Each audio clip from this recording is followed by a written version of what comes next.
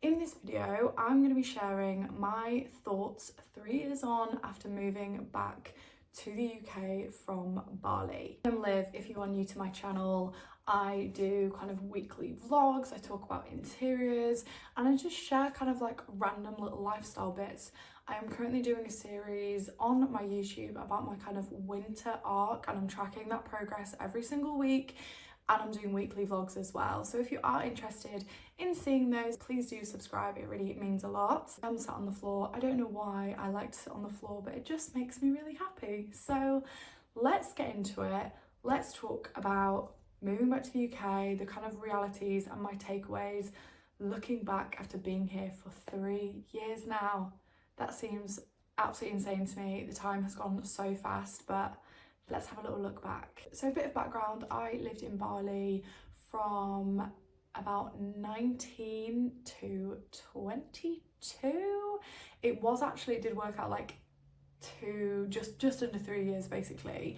And I basically moved there because I travelled around Asia for maybe 8 months after I finished sixth form. And when I came back, I just decided to save loads of money and go back out to Bali. I originally planned to be there for 6 months, so I got the 6-month visa. To be honest, I was like, maybe I'll just be here for like 3 months, who knows?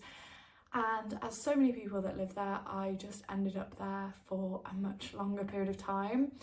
Now, towards the end of that time, I was kind of held, I guess, a bit on the island because it was COVID. There were obviously flights back to the UK, but I couldn't take those flights because I had a little dog there. Now the little dog I'm talking about is now sat asleep on the sofa next to me. I will show you her.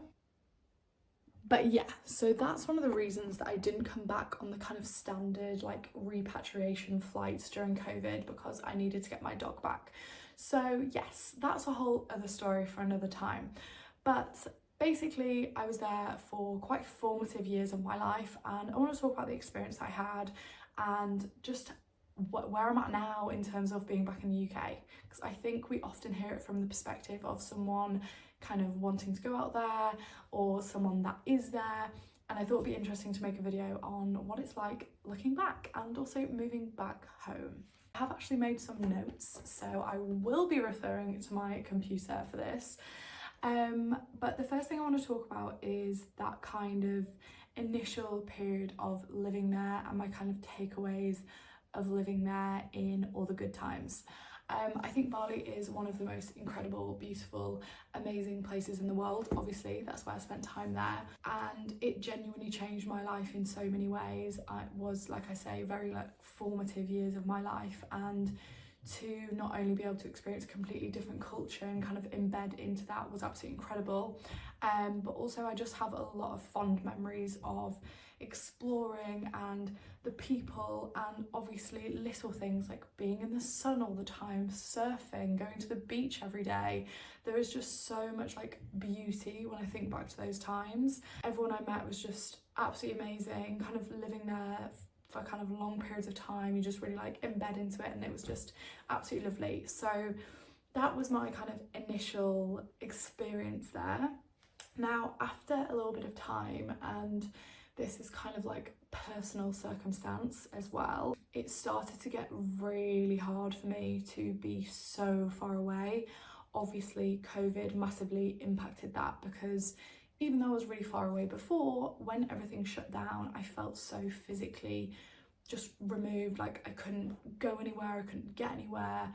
And I'm so close to my family that I really struggled with that. And that's when I started to be like, okay, time to go. I think I already knew that, and I was kind of just hanging on for like sorting out the dog and stuff, but that is basically like one of the main reasons that I decided to leave, just to be near family and experience everything that comes with that. I want to talk here a little bit about friendships as well, and kind of the experience of making friends and making a community for yourself abroad, and how I feel now I'm back in the UK. So I would say in Bali, initially, I met so many incredible people, and very quickly I realised that it's quite, although you meet these incredible people, it's quite a transient place. So obviously some people will be there for like 40 years, but a large percentage of the people that will be there will maybe be there like a month or 6 months or even a year. So it's kind of this process of meeting people, really getting on with them, having a great time, and then they leave, which I actually found quite hard. I'm quite like a friendship person. Like I really hold my friends like really dear to my heart, and I found that quite difficult. Whereas now I'm back in the UK, I cannot tell you how much I value being able to go for a coffee like basically every day with my mum. My mum is my best friend, by the way. But you know, going to see my girls, go out for Friday night drinks with friends in town, like, you know, just all of that stuff that just comes with like being physically close, I value beyond. And I just don't think that, I know so many people make communities out there and really like get into it and really make sure they're forming like incredible long-lasting friendships. Like I believe that you can find, you know, you can create your family anywhere, friends can turn into family. I just didn't quite find that, to be honest, and it kind of left me feeling quite isolated. Whereas now, like the biggest joy in my life isn't work or going to the beach or going surfing, it's being around the people that I love every single day. And I think that's like the only piece of advice I'd say for anyone. Obviously everyone make their own decisions, not advising anything, but if you're thinking of making like a really long-term move, like say today you're like, I'm gonna go and live in Bali for 3 years, I would say, you know, maybe give it a year and then see how you feel. Because initially, you know, people were flying in, friends were coming, family were coming, I was coming back for Christmas, and after that kind of like rush is over and you realise that you start to see like your mum like once or twice a year, it can be quite hard, especially if you're like really close to your family. So I am so grateful that I'm like back here and back with my family and friends. To be honest, that's something that I found really difficult in Bali, and I think a lot of that was to do with the relationship I was in at the time, which was not healthy. Not really going to go into that because that's obviously very personal, but yeah, my kind of mental health was impacted so strongly. And to be honest, the last like year and a half of being there, that whole situation made it really difficult for me to be there, which obviously then I'm more isolated from friends and family, in a horrible situation, and it just kind of turned into a big shit show, to be honest. So I can't tell you like how grateful I am to be around my loved ones. Now, I will say a big change that has happened, or that I've like noticed, is that I feel very adult in the UK.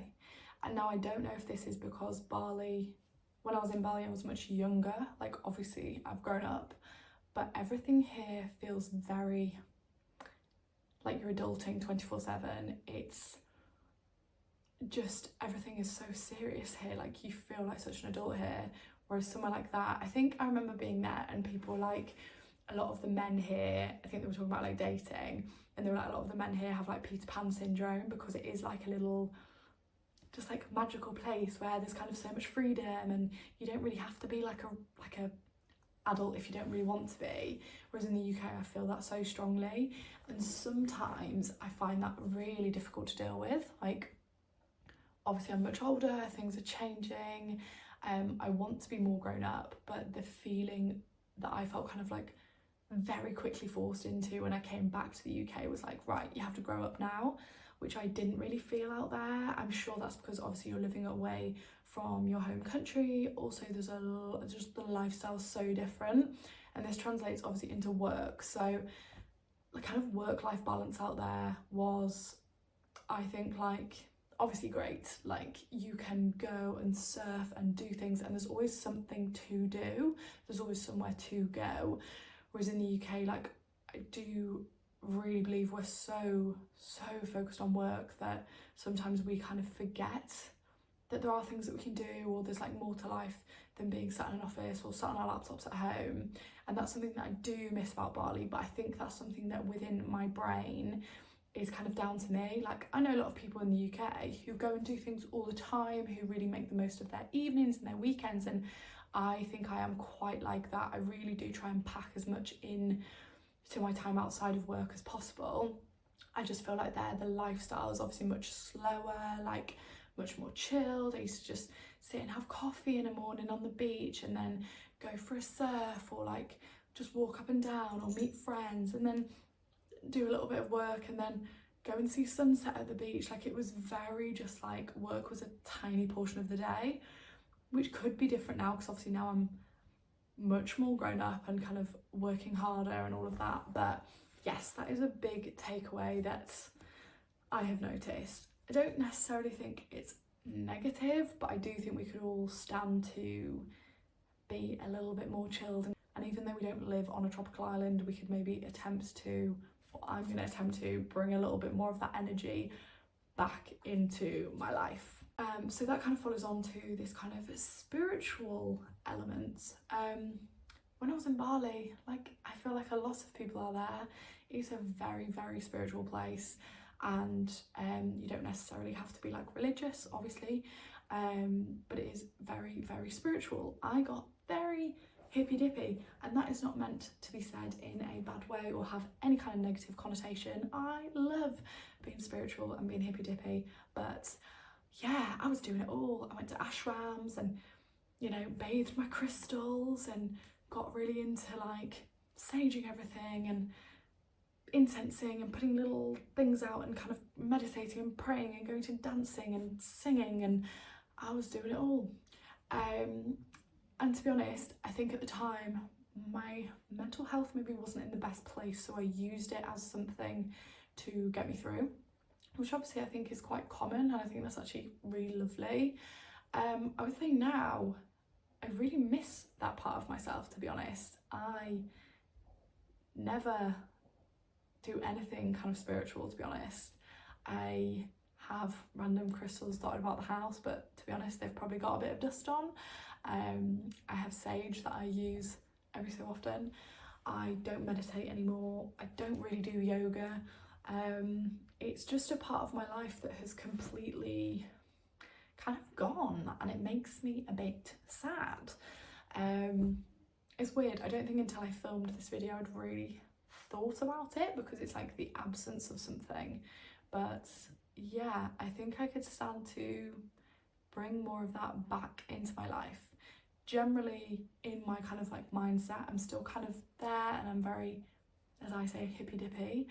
But I think kind of practice wise, Bali is somewhere where, oh my god, you could be like doing yoga and meditation and like Katan singing and crystal shopping and all of that kind of stuff, like Reiki and whatever, all the time. Whereas I feel here it's obviously not as kind of like readily available, and over there it feels very, very spiritual.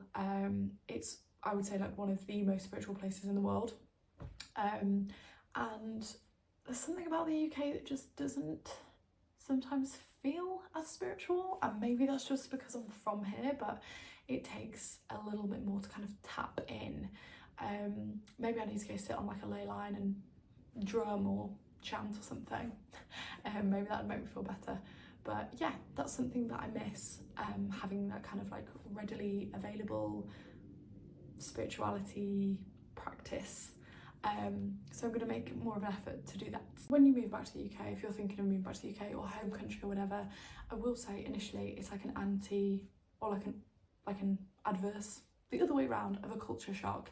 It is weird. It feels like your inner body, like I felt anyway, that I was like, I shouldn't be here, this is all too normal and too boring and whatever, because you miss like the challenge. Like, even though you don't think about it, and obviously Bali is like a very lovely place to live and it's very kind of easy in comparison to like potentially living somewhere else, everything is like just a bit of a challenge. Even like figuring out the visa stuff and, you know, going and getting water rather than it coming out of the tap, like tiny things, do you know what I mean? Tiny things. Or translating something when you're in the middle of nowhere, or learning a language, or everyone around you speaking a different language. Like, you just take away those challenges, especially if you move back to like where you're from in your like home country. You just go back to, you feel like you've kind of like reverted back to another life and that period of time like didn't really happen. And it's weird, it's like there's no challenges anymore. But I honestly felt that so much more when I went like backpacking at like a younger age, and I came back and I was like, I need to leave, which is obviously why I went to Bali.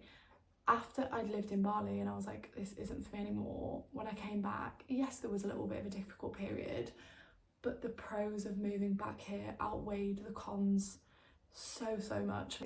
It feels grounding being here, whereas somewhere where you have to have visas and you know, you don't really feel like there's a secure kind of feeling of like home, or you can put roots down, especially somewhere like that where if you want to put roots down, it's a very kind of expensive process normally, and it's just like obviously a lot of admin.